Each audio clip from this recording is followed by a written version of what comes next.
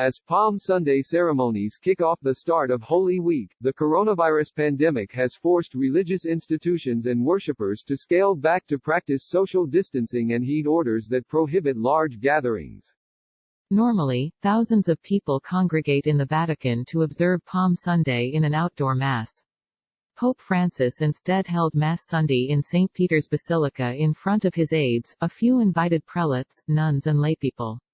Each commanded his or her own pew, and they sat far apart to follow social distancing directives aimed at minimizing the risk of spreading the virus.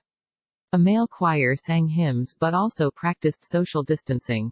The tragedy we are experiencing summons us to take seriously the things that are serious and not to be caught up in those that matter less, to rediscover that life is of no use if not used to serve others, Francis said in his homily.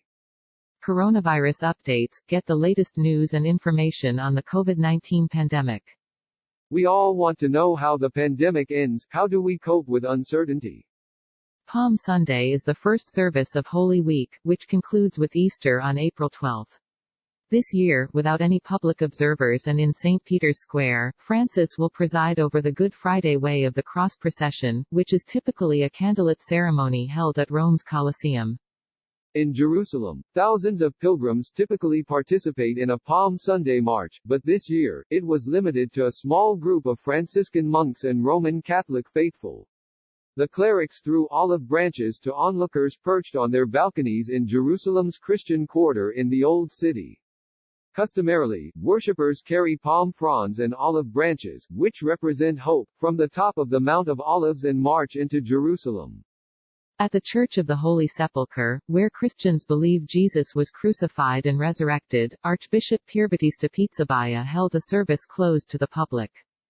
There are 7 confirmed coronavirus cases in Vatican City and more than 8,000 in Israel, where there have been 48 deaths, according to the Johns Hopkins University data dashboard.